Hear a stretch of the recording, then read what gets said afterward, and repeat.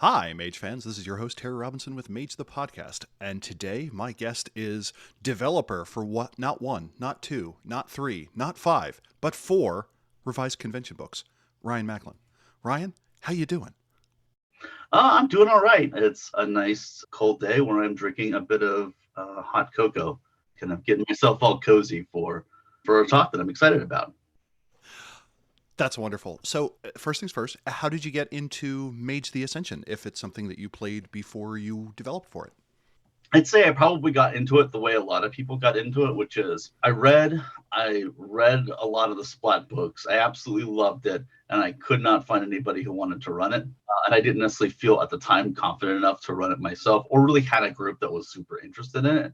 And then a friend of mine who was a huge fan moved from DC to where I used to live in Sacramento, California, and he was a huge Mage fan and ended up running like our first game for us, and my group then got hooked. So we played a lot of games, but we ended up playing some like delightful Mage campaigns, both with the Mage Ascension system, and then because I played a lot of indie games, we ended up taking a lot of those premises and also porting them to indie mechanics for some of the folks that love the ideas behind it, but didn't have as we're all adults, to really get into the intricacies of the system. I love the intricacies of the system because basically things just basically devolved to metaphysical arguments as opposed to actually like rolling dice. And I think that's actually how you play Mage, is you argue and you roll dice. Exactly. It's not a game of Monopoly unless someone throws the board and accuses someone of cheating. Right. Yeah, which makes it really hard for tournament-style play, but I think they found a way around that. What indie games were you mashing in? And I guess, was this like Forge? If you were writing in 2013, that presumes that you were playing beforehand. Was this like Forge-era indie mechanics? I mean, yeah. I mean, I was one of the sort of post-Forge. Like, I put out my own like little mini indie game back in 2007. So there was sort of this fourth or fifth wave of indie designers, a lot of them on the West Coast, a lot of them like a bunch of them from California, who started contributing to the scene. So I was part of that. I ended up being the first game design podcast back then. I love the idea of just talking about game design back then. And what I ended up looking at was a lot of different games, and eventually I think we did that in one of the editions of Cortex Plus, which has a lot of different like sort of a post-Forge indie influences. We were also considering it in Fate, which I was one of the developers on, and we briefly thought about it in Primetime Adventures as well. We ended up going that with something else. But yeah, we ended up just hacking on the fly. Me and my cohort on Phage, Lenny Balsera, basically kept hacking our Cortex Plus Mage on the fly and having a lot of fun with it. One day we'll get Mages in the Vineyard. I know that Vincent Baker is just itching to do that. If you were to posit what system that you think a 5th edition of Mage should sit on top of, presuming that it didn't need to be the revised storyteller system, do you have a preference for what you think a good fit would be? Because I'm working on a game that has an element of that. Like, I wouldn't say it has, like, the game that I'm working on right now, Katanas and Trenchcoats, which will be out by the time this, I believe, was going to have a supplement that is my love letter to like Mage and Ars Magica, and also a lot of the ideas behind Shadowrun and things like that, where it's this concept of it's paradigm based magic. You just basically you figure out your paradigm, you mix and match a bunch of elements. And so when we've been playing that with sorcerers, what do we call that particular flat? So I really like that. But if I was going to go with something that was about a harsher story where you wanted to play the sense of the world, but you didn't want to play with sort of any sense of discussion about like nuanced mechanics, I'd probably go with something like Primetime Adventures and really just sort of make it much more of a, maybe for me, kind of a grittier, but still with some element of whimsy or like urban magical world, and just make it really just say, we're doing a TV show. Let's just make this a TV show. So I'd say probably one of those. And if I really wanted it to be nice and simple, I would absolutely do Primetime Adventures because I love it. Nice. And links to that will be in the show notes. So you played a bunch of Mage, you did some game design. What was your journey then from Mage player to being developer?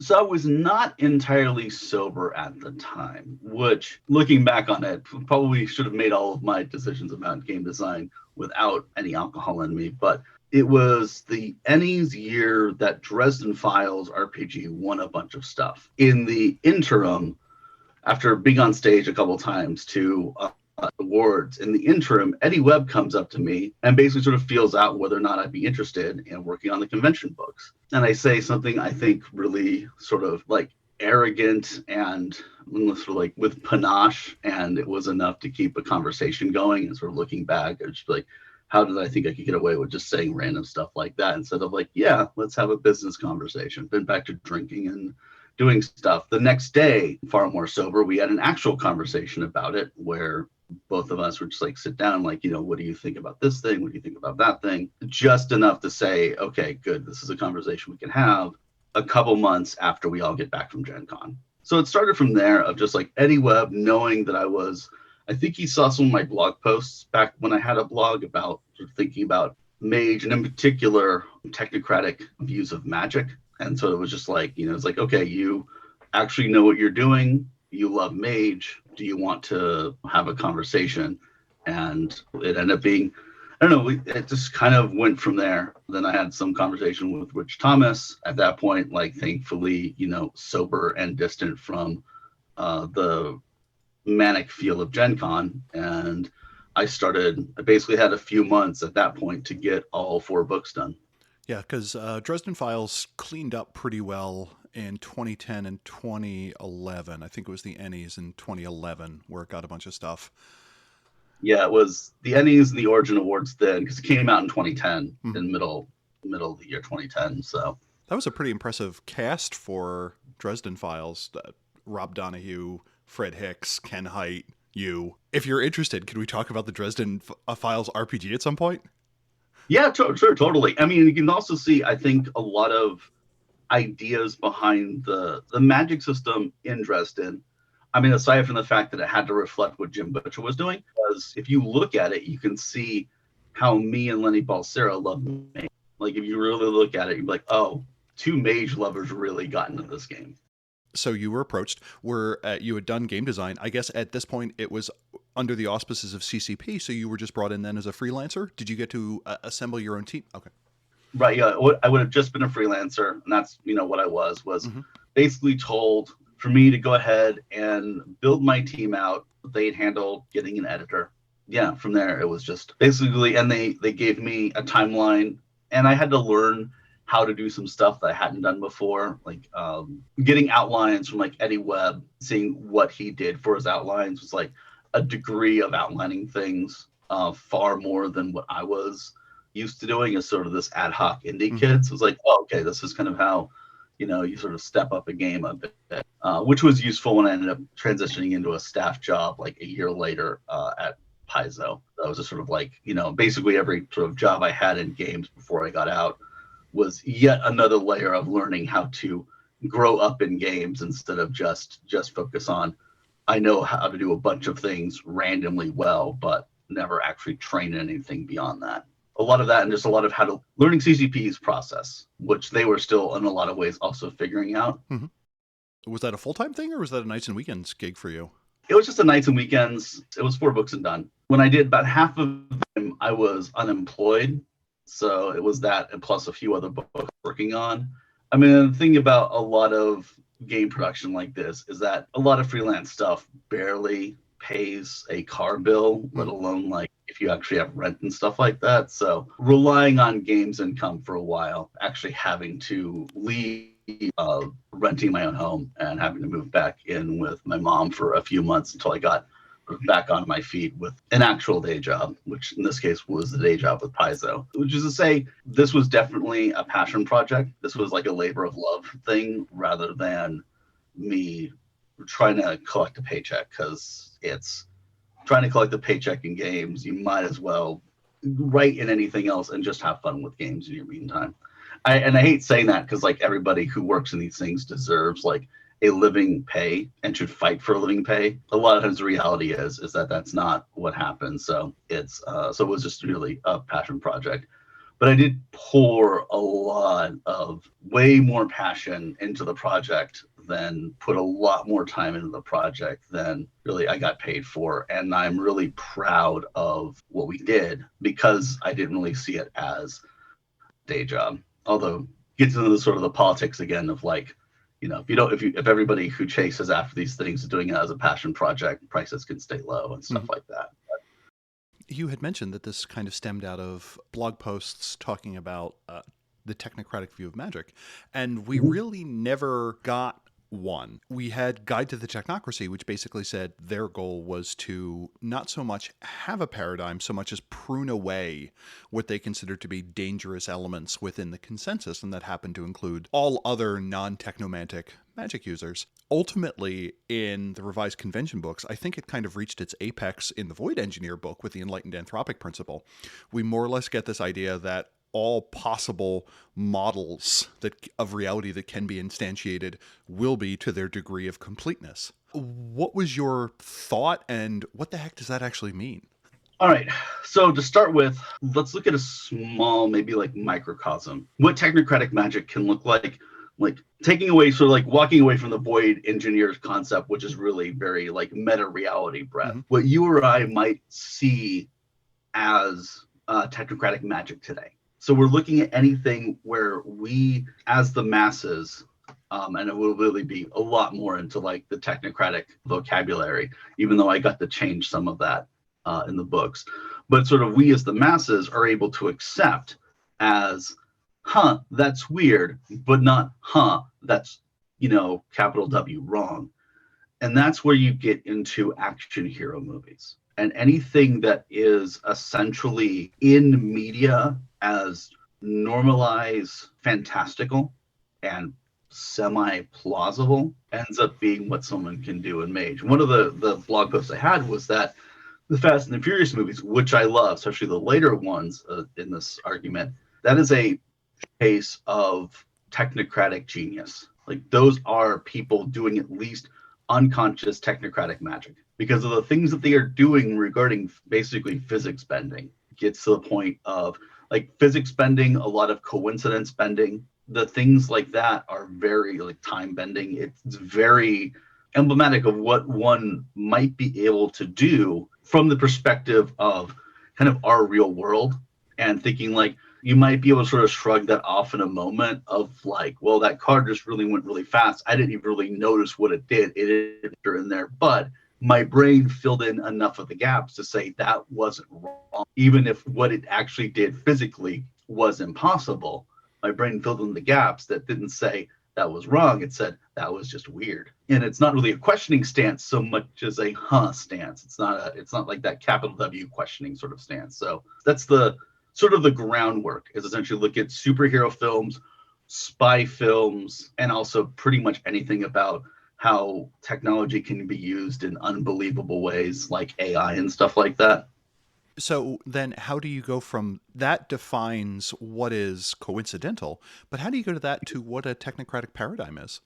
I guess the first bit is that I wrote technocratic paradigms, each of the books. And one of the things that I wish we had done, but I understand why we didn't get to do it, because the Iteration X book came out like a decade or change before we got this. We had to build off of that, which also meant that we used that as our framework for what the structure of a convention book was supposed to look like. And we had to play with that enough. Like we had to make the books that we were doing sort of sync in with that enough. But one of the things that I wanted to do was use the books, and it was in alphabetical order. So N.W.O, Progenitors, Syndicate, Void Engineers, use each one as sort of an onion layer, like a sort of stepping stone into building up to knowing that when we got to the Void Engineers, it was just going to be kind of bad shit. So what we start then with is N.W.O's paradigm is paradigm of like, N.W.O is a paradigm of control, but it isn't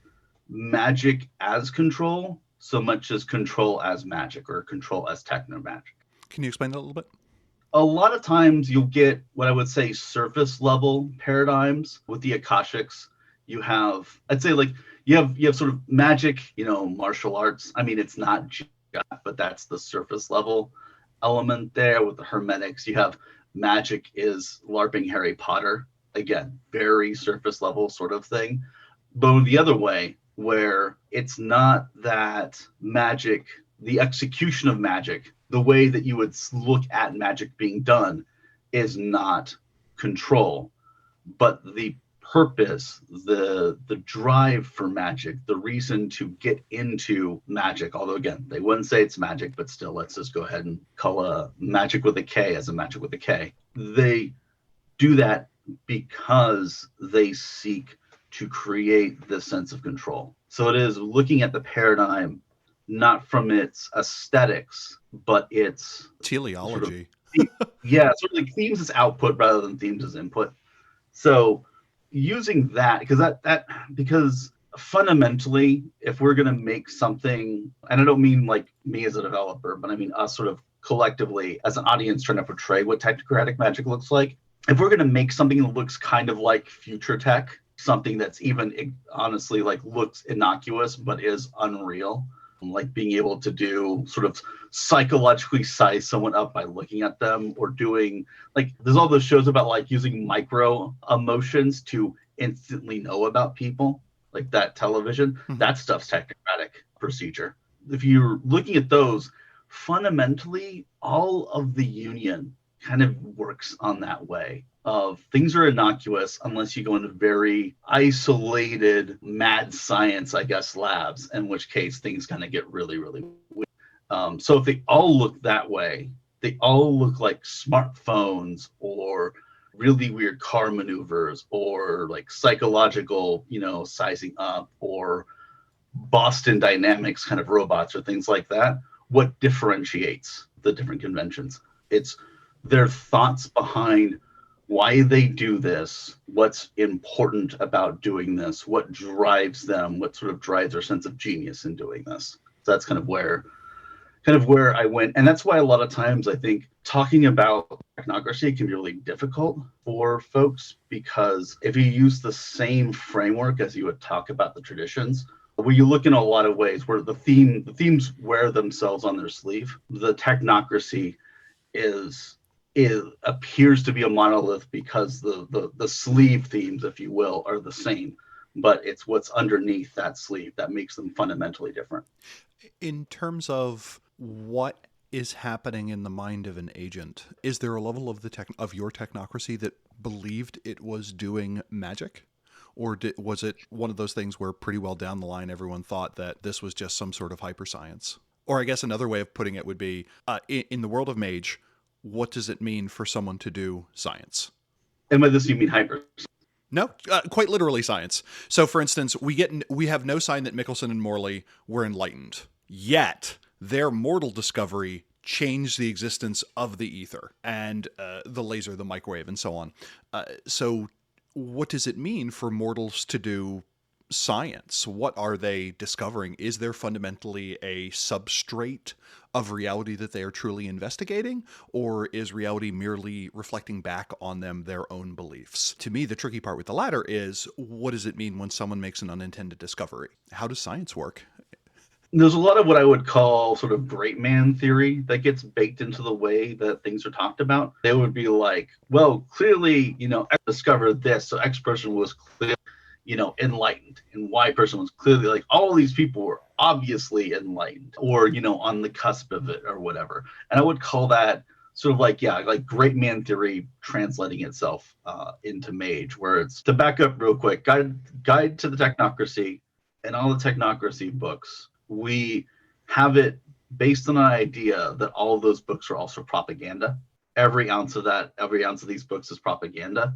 While we never lie to the reader, it is always framed as propaganda. It's part of why we had a lot of fun with the 4 different books, because each of the books kind of got to call bullshit on another's propaganda.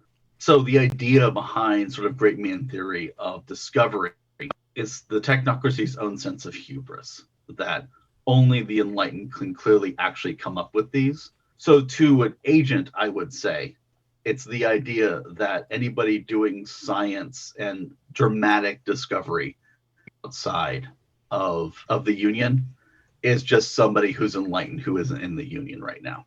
So, and that's from I would say that's from the agent's perspective. That's from, and I would even say that's from further up. That's from any arrogant technocrat's perspective. True discovery can only be made by someone with enlightened genius. That's what they were. Yes, that is the yes, line. In that view, absolutely. But like in like sort of my sense, absolutely not. Part of the technocratic view is a nod, not necessarily always agreeing to it, but a nod to an egalitarian concept, which means that fundamentally non-enlightened people can make discoveries that changes the enlightened world as well in the world at large. What are they discovering, though? Quite simply, is it because there are any number of times where mortal scientists have made a discovery that disagrees with the technocracy. What did that person do? Was that law already out there, or was there something in the investigation process that somehow changed the tapestry?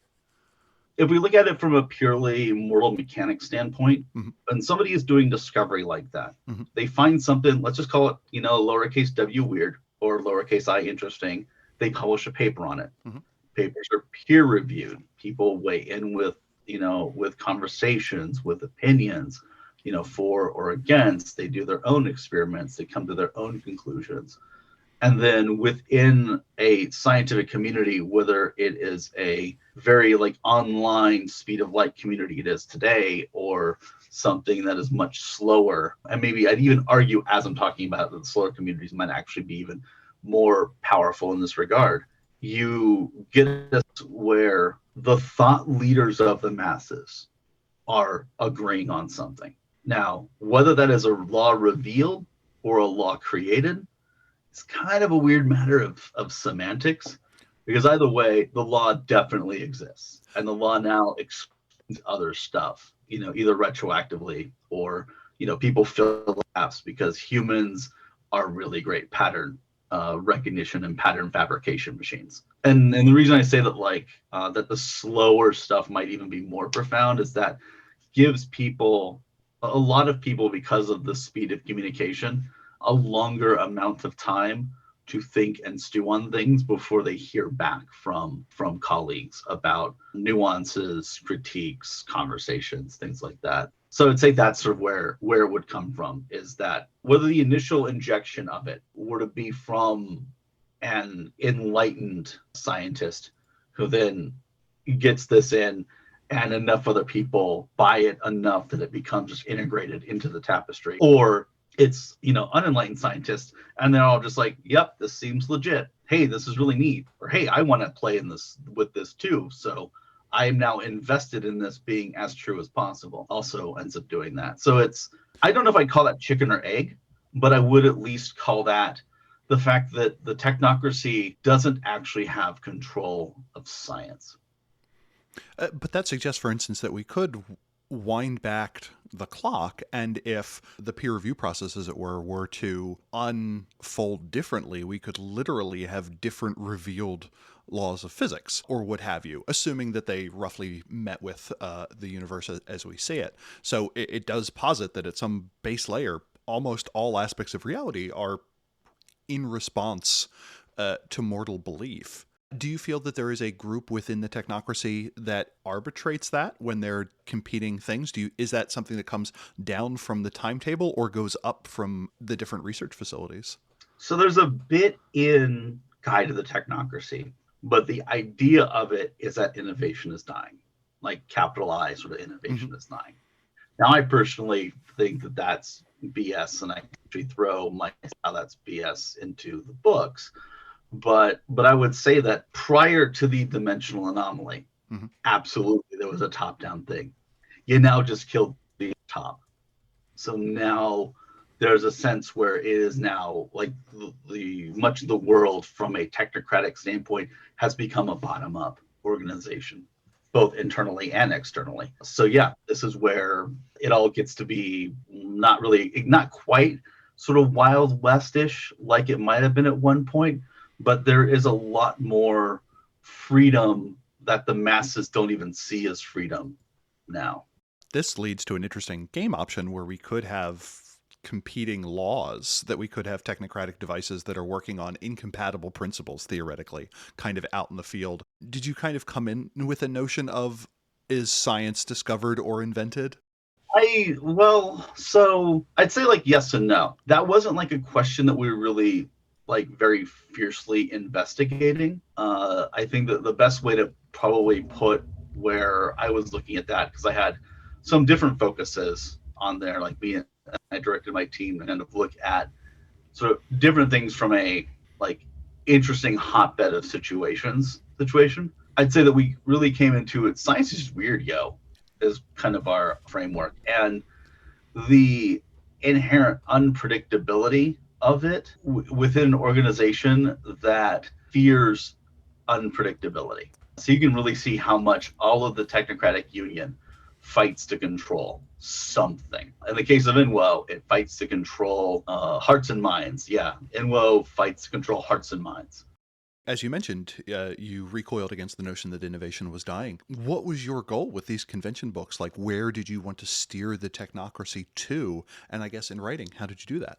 So my goal was I don't know if steering is necessarily the right word for what I wanted to do, because what I wanted to was reveal the technocracy's own actual sense of heroism. Because in Guide to the Technocracy, there's a bit of a nod of like everyone thinks that their own hero, and there's an attempt to paint that line. And when I got this opportunity, my thought was, I can take this to 11.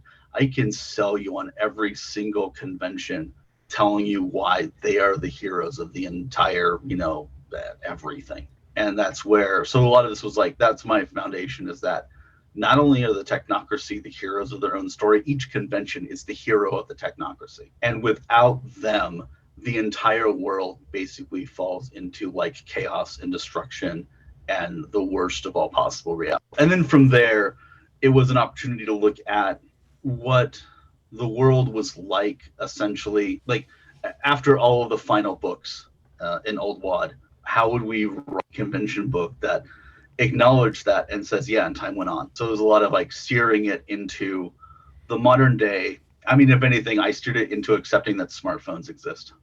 One of the recurring themes is this notion of a technocracy civil war. Where did that come from? And is that something, if you had been given more space, you would have in some way wanted to have played out? Oh, absolutely. So I'm a punk leftist. I'm not like the 100% leftist that some of my like colleagues are. I'm like 2 or 3 steps, before that, but I'm still very much in that camp of politics. And that has me a sense of, I guess, like observing the world from what it means to watch people who have the same goal overall eat and harden themselves in the progress of that goal. And I won't really go into much more commentary about the left's thing about eating itself, but there is that sense of where it kind of came in of like, there are all these people who believe in some form of progress. So I guess you could call them progressive, whether it's, and not all of them are progressive in our current political context of that word, but everyone keeps looking forward. And there's this sense of what forward means for them. It's very different from what forward means for someone else. And what things that they would like to not have move forward because they care about other things and they like certain things the way they are. There's a lot of essentially like class, gender, race, all this sort of struggles there. I'm like, well, there's no reason to say that technocracy is a utopia, because that's their propaganda. And this is a book that's going to say that their propaganda is kind of there to reveal a lot of things under the hood.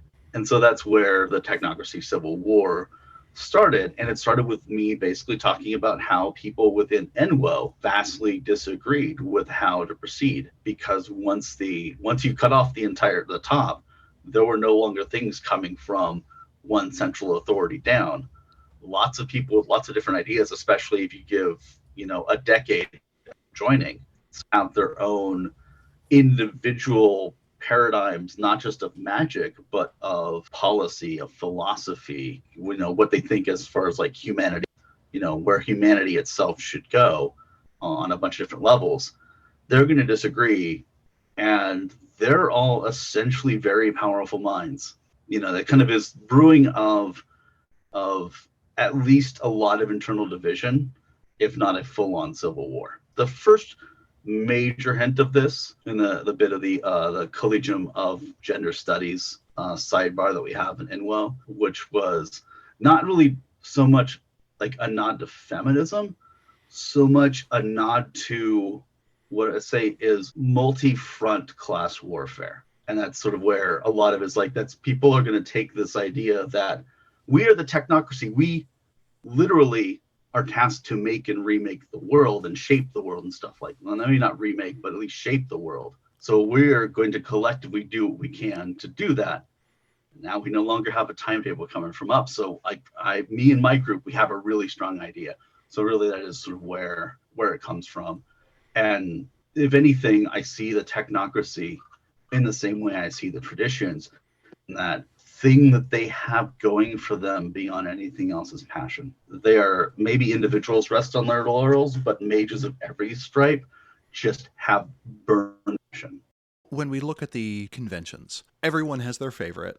Is there a good version of the New World Order, or are they irretrievably fascist? There's the kernel of a good version of the New World Order. Like it's hot, but okay, I'm going to retract that. Okay. There are elements of N.W.O that could be taken out and made a convention that has many of the same goals of guiding a world that doesn't have inherent fascism in it. So I would say that's the version of my answer that I would give. I don't think you cannot de-fascist the New World Order. You have to take the better parts of it out and make its own thing and then just scrap N.W.O. In the same way, you cannot dematerialist the Syndicate. Right. Exactly. It's probably even almost harder to dematerialist the Syndicate. Yeah. But not impossible. I think there's a weird version of the Syndicate running around that very much leans on kind of the traditional Art of Desire avenue, which is not so present in Revised, but seemingly was put back in for M20 as kind of a big thing there. What was it like, though, just kind of having this canvas? Was this something where it was mostly your ideas? Was this a writer's room? Was there just a big-ass predates Slack? Was there like a Google Wave document that was being populated with things as you went through? Or because the books have different voices, and they generally have different patois and ways of speaking about magic that are distinct.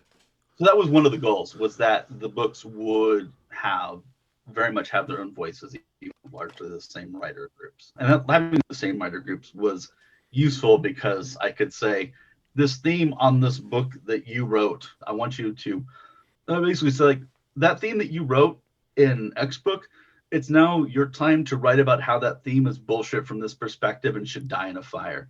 And that would happen because it was like the people who are probably the best at writing about how something should die in a fire like that were the people who are first being passionate about it. Like, I think this is BS, but I'm going to write it really hard.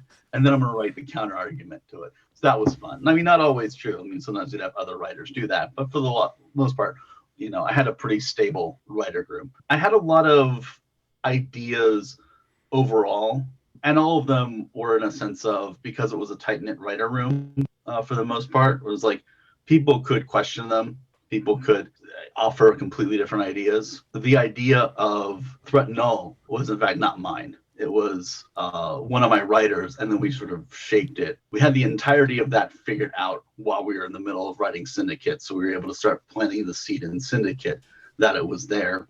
We knew something would be there in Void Engineers, but we were trying to get out N.W.O. Like, we knew something. You knew Void Engineers were going to be weird. We just hadn't gotten there because we had to get N.W.O. out, then we had to get Progenitors out, and then there was an overlap between Syndicate and Void Engineers that let us put a little bit in toward the end. But they were all different voices because none of them, like, they all needed to be inherently weird and argumentative against each other. And that's really what I was looking at, was like, can you get these books to be about a group of people, but then to be that group of people who both have to work with each other because they all work in the same office effectively, but you take them out for drinks and they are going to be salty as fuck about each other, and they're all going to talk about how office would fall apart if not for them.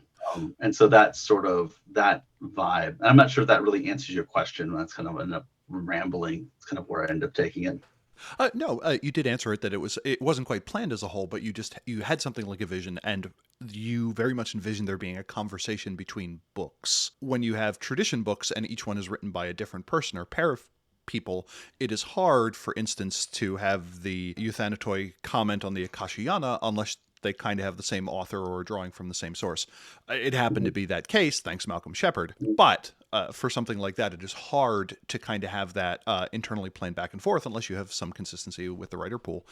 How did you assemble your team?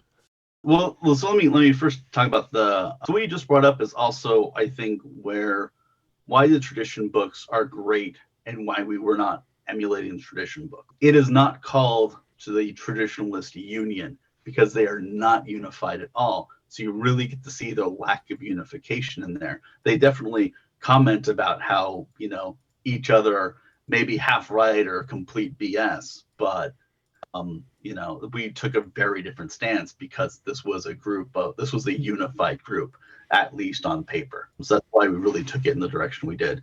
So as far as my writers, I knew a few writers who were just chomping at the bit for writing for Mage. And for the most part, I ended up picking people who had a passion for Mage, but weren't like White Wolf staples, that weren't essentially folks that would come in with some of the older notions of it. Like there was a little bit that was there, but for the most part, I ended up basically knowing a few people who really wanted to shot at Mage. And I basically said, okay, great, let's go ahead and make these weird books that we're going to make, and we'll see if they work or not. And our main thing is to make sure that it at least seems like a lot of the original folks, had touched them. Like we don't want to have something that feels so separate from publishing continuity, I would say, that they're weird. So a lot of it was like finding people who I felt comfortable being able to work with in that capacity. And like we had folks we had Malcolm Shepard on the last couple, which was great. So, it wasn't completely devoid of that. But in a lot of cases, it was just like folks who had been seasoned in some way that I knew from the indie side who loved the hell out of Mage. I suddenly have the ability to make this thing. Let's go ahead and just get all punk with it. If you had been given an opportunity to either radically reimagine the Technocracy or produce another Technocracy book, what do you think that would have been? Were there things that you're like, hey, I would love to be able to do that, that's just too far from where the game is right now? The thing that I wished we could have done was redo the Iteration X book. That's it. I would like to have made all 5 books together. That would be the thing I wish that we could have done is go back to IDX. What would you have changed about it? To me, the big thing is the clear thing that the CCP, for lack of a better term, or the Macklin era of the Technocracy, was that every group has a big internal problem that they want to keep secret from other people, whether it be threat null or the progenitor experiments running around, or the disunity within the Ivory Tower, or Special Projects Division having no idea what's going on there. It ramps up the Nephandia as a threat, because the moment you make a group a player, you don't want the Technocracy to become a player group just so you can make the traditions automatically the bad guy. You want some diversity of nemesis, as it were. So the Marauder and Nephandi threat are ramped up to kind of make that there. Another thing that happens in a few of the books is you kind of bring up cases where sleepers are the enemies. What would that framework for the iterators have been, if you had any ideas on that? Like the themes there would be automation at the cost of humanity, because that is a theme that is, actually in life. It would be a sense of like the pursuit of the singularity. I mean, obviously, like singularity actually, happened, wouldn't have been necessarily acknowledged by the masses. So it is a pursuit of getting the singularity itself, the concepts behind that to be embraceable. So like their conflict with humanity would have essentially been to make AI acceptable in a world that struggles with it on so many different levels, struggles with it with trust, struggles with it with the ideas of replacement and things like that. And an autochthonía that is both growing impatient and also definitely glitchy, because that the concepts of autochthonía are tied to that old top model that are severed, and you think about it as a quantum computer kind of concept or you think about it as like a quantum concept where it exists in many places. So it both exists in essentially, threat null corruption, and it exists here. You have a machine that essentially has lots of corrupted sectors in there that is impatient for the world to get on its page because it needs to, because that's the only way it's going to survive in its current state without being completely wiped out. So I'd say right now, sort of dusting it and then maybe actually thinking about it, like having it roll in my head for the last few years randomly, like in my sleep. That's what I would say. And then you have a lot of people who go the sort of the cyberpunk end of transhumanist route, where there is a fetishization, the human machine blend, and that very sense of embracing of one's inhumanity, I think would be also a sort of a division point. Like you'd have iterators who, think that like body augmentations are really hot, and you have, if we go too far, we're actually removing the human from humanity and what it means for us. So I'd say those are a couple of the themes that, like off the cuff, I would absolutely play with. And it's interesting because I love your idea of autochthonia, that the computer is kind of aware of its own mortality, so it needs to drag the consensus forward so it can, like every Cthulhu-like entity, drag itself to the mortal area, arena, or something like that. One of the seeds that you planted throughout that does not come up, I don't think, in the Iterator X book was the Computer 2.0. What would that have been? There's a clear difference between how iterators are presented in Iteration X convention book and then in these later four, because again, you kind of need to drag it along if all the other conventions are to change. Drag it along, but it also, but we also don't get to reveal its own internal elements. And to some degree, we allowed that to kind of let us kind of go a little bit wild, because like, well, we don't have to be internally consistent in the Iteration X book. We just get to react to people who are freaking out. Was the idea that there would be a competition between kind of three factions: people who wanted to maintain human autonomy, people who wanted to reconnect to autochthonia at all costs, and people who wanted to build a new computer? I would say it is now, and I might have, like, if we wrote the book, because one of the things we do during the process is finding a lot of those nuanced elements throughout the book. Mm-hmm. Love that right now, sort of talking about, because there's definitely that sense with all element technocracy, they want to find the old, except for the void engineers, who knows what's up. But the other four conventions, they want to reconnect to those older roots that help guide them, because there's that sense of loss. There's that sense of essentially what we even now in the world of a pandemic, we would call it a global, trauma that they have. And their response to the global trauma is to try to reconnect to the old. And like, I would even say, like, if you look at it, the three factions you said, they're all experiencing that global trauma. Some are trying to reconnect to the old, some are trying to rebuild, but rebuild anew. And some are rejecting that and saying, this is a chance for us to not go down this path again. And all of those are going to be in opposition, because none of those have the same, all of those have objectives that are antithetical to the other sides. One of the other notes is the technocracy is capable of being satire in a way that a lot of the other things in Mage aren't. Like, if I play a satirical Akashic, the term for that is offensive, not satirical. But I can have a lot more movement with that regarding, for instance, a group like the Technocracy. And in the M20 era, we have the recurring phrase, be seeing you, in a lot of the text as a reference to the prisoner. Is there anything that you thought you got right in terms of anticipating where technology, or the discourse on technology and its interface with human motives? Do you feel there are any cases where you kind of got that right, or alternatively, any places where you whiffed? The thing that comes to mind, because I came from a really emotional place at the time, was what we did, what I feel right to a degree, with the Syndicate. So when I made the Syndicate, my mom's house was being repossessed. And so I, definitely already not necessarily thinking that, global banking institutions are the hotness. I had a very, in that moment, sense of like my own family is kind of in this hard place because of it. So that fueled a lot of my sense of, well, I have to sell the Syndicate as heroes. Not only that, I mean, the Syndicate in almost all portrayals of anything in Mage are essentially one step slightly less dark than Nefandi. Like, they're the group that everyone says is the worst. You could say about N.W.O as well, but a lot of people are just like, yeah, but like the Syndicate is just like the worst. So I also had to basically sell it like, no, like, why is it that the Syndicate sees themselves not only as heroes, but the reason that the world keeps on living? And it's sort of like one of the, I forget who came up with it, but like one of my favorite like lines basically in the book is like, did a dragon eat you, on your way to work today? You're welcome. So I would say that a lot of the fetishization of economics as the thing that will capital S us is a thing I think that we got right.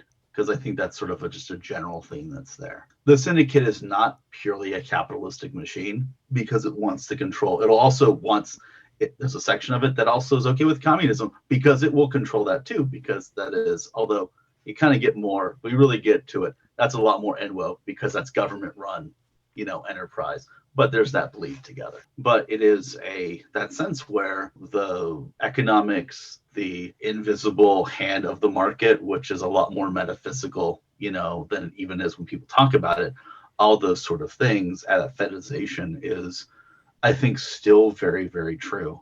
And I think the reason that I feel like we probably hit a lot of the right notes is because we were hitting on themes rather than where technology was going. Mm-hmm. We're just like not trying to predict the future from a mechanic standpoint. We were just kind of commenting. We were commenting on where we felt the world was like going. The place where we missed the mark certainly is the Progenitors and their ability to deal with the pandemic. But what are you gonna do? I feel like that, to me, that was a Progenitor success and then an N.W.O failure. Like when you can get out an mRNA vaccine in months and that's then you have to deal with bureaucracy and distribution, I don't blame the Progenitors on that one. Unless it was leaked from a Progenitor lab, in which case, yeah come on, guys. Oh, well, and then also, now think about it, like oh man, now I'm just really, like if I still had a blog, I think I would, well, no, I don't know if I'd go off like that, because I don't think I would really want that much heat while I'm having to deal with like the rest of life. But just this idea of like people who reject the idea of a vaccine and all of that. I mean, this is a literal masses rejection. We're seeing masses rejection constantly. And the effect of masses rejection. Like, you can take what's going on in the world, you can apply that metaphysically and just use that, like, you want to see what it's like when there's progress that cannot be applied.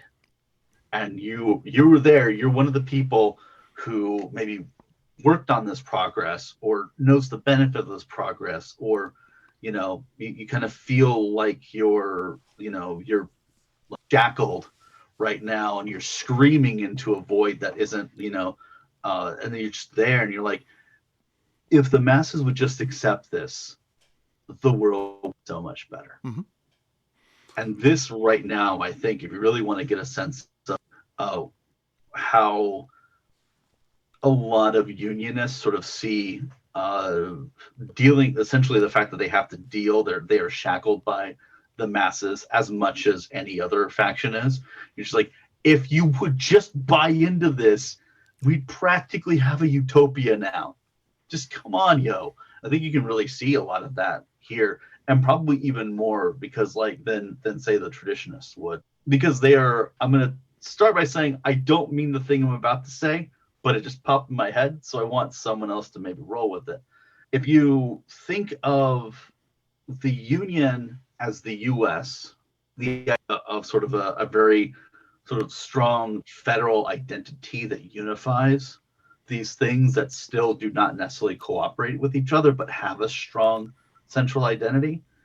And you think of the traditions as the EU that has a loose meta-national identity, but they are all really their own things with some essentially agreements in between each other. That's sort of a way you could see how one can be effective in certain ways, and the other one effective in certain ways, that each of them has a different sense of organization. But the U.S.'s concept of federal policy dictating a lot of things at the state level, where you kind of get, and the states being able to somehow, more strongly influence that federal policy. You get that sense where unionists know that they have maybe more of a say in being able to change the world, whereas a traditionalist doesn't have that same kind of voice.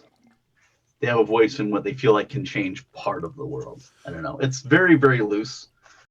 I would be fascinated to see a supplement that every 2 or 3 years just looked at major political or global events through the eyes of the awakened. Like, for instance, to me, the greatest paradox effect that occurred in the last few years is the Ever Given getting stuck in the Suez Canal. It is something like, talk about a place where it is the hardest to pull off a vulgar effect.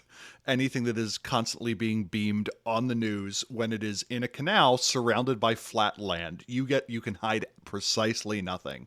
And just the Syndicate logistics division going like, come on, it's a boat, and just more or less not being able to do anything because of the sheer level of scrutiny from so many parties that you would have. I would, if you ever get bored and you want to do something for the Storyteller Vault, I would love to see your I need more of that, but now you put it in my head, so maybe one day there'll be something like that. You never have to worry about anyone saying it's not canon. So we've talked a lot about your work with Mage. Do you have any other closing thoughts, anecdotes, ideas, reminders, things that you wish the reader in general knew about your work before we go on to some of the other projects you've done?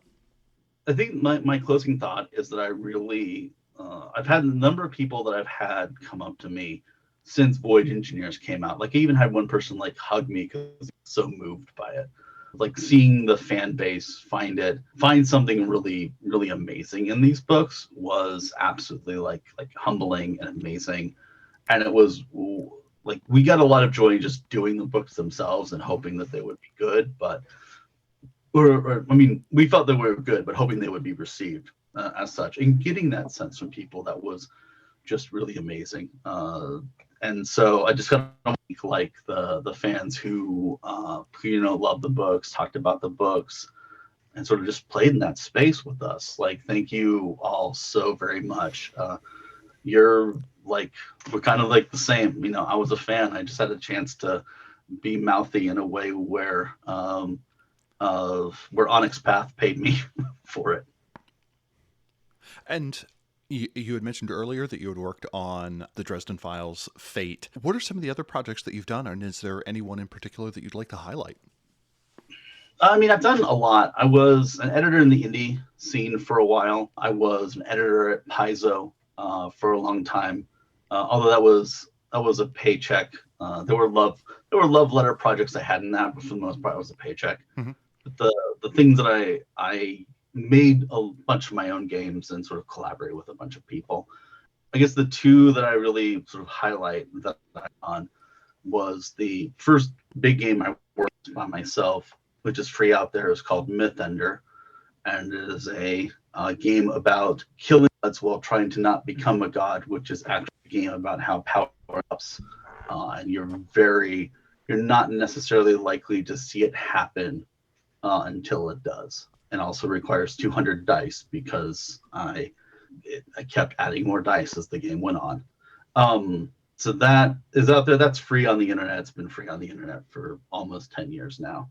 And the game that should be out by the time that this episode comes out, I've been working on it since 2016, called Katanas and Trenchcoats, which is my love letter to 90s era goth gaming, sort of taken with the sort of modern sensibilities that me and friends who worked on Fate and Cortex Plus, and some of the folks who work with me on the convention books and things like that, taking a lot of those like sensibilities, mechanics, and ways of storytelling, and turning it into a game where you essentially don't realize that you're playing a television show and your true adversary is a cosmic presence that just wants you to suffer for its amusement, as opposed to just, playing a story because you think that there's a sense of realism there with, mechanics that